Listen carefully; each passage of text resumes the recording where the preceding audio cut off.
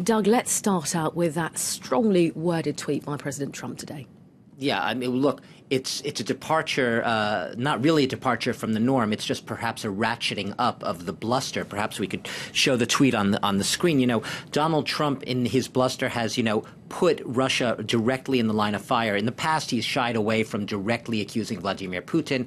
Now he hasn't. All those rules are off. He's ripped up that playbook, basically, accusing both Iran and Russia. But in a past tweet also naming, Vladimir Putin by name, essentially saying that he was enabling and he was backing Assad. And in this case, you could see the language used there. You shouldn't be partners with gas-killing animal, putting Russia basically on notice. Now, look, it's one thing to be blustery and bellicose, as these tweets are, to put it mildly. But Donald Trump is also discovering, slowly perhaps, that there's a limit to bluster.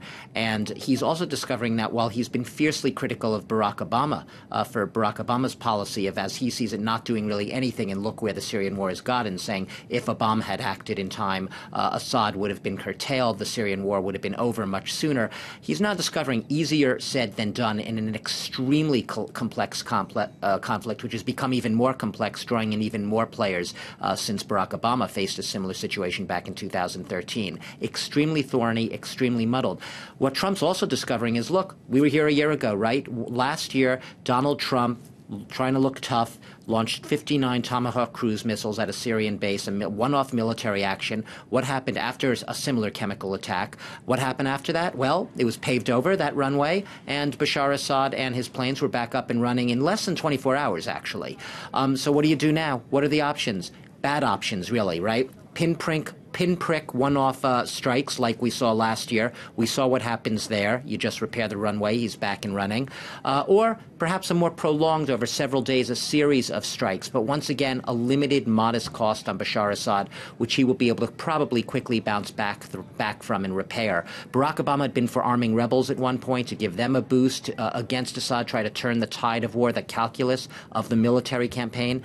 That's no longer really an option. The rebels are all but vanquished. They've been, destroyed by Assad, backed by Iran and Russia, so that's no longer really an option either. What do you do? A full-scale military intervention? That has several risks there. One, the Americans don't want that. They have no appetite anymore for a Middle East intervention. Donald Trump himself wants to bring the troops home. It would risk unleashing lots of chaos among millions of Syrian civilians, and also risk ratcheting up a full all-out confrontation with Russia. He has no real good options. It's all bad options. I mean, is any of this going to change Assad's calculations? No. They won't. And the reason I say that so categorically, I'm not trying to sound glib when I say that, Bashar Assad has watched the ambivalence, the chaos, the flip-flopping, the waffling, the indecision, and the incompetence, as he would see it, out of Washington. He is lapping it up. He is loving it.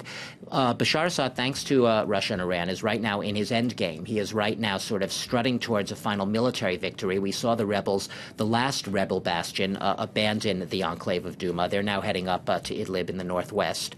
From Assad's perspective, anything that does not pose a direct threat to his survival, that is an existential threat, something that would literally get him out of power, he is not going to stop. And he knows that Russia and Iran have his back. So he's in a very actually secure and confident position right now. If he's not saying it aloud, he's certainly thinking, bring it on, when he looks at Washington right now. And he knows that the American public, like I just said, also has little appetite for a full-fledged military intervention. Okay, Douglas Herbert, our international affairs commentator, thank you.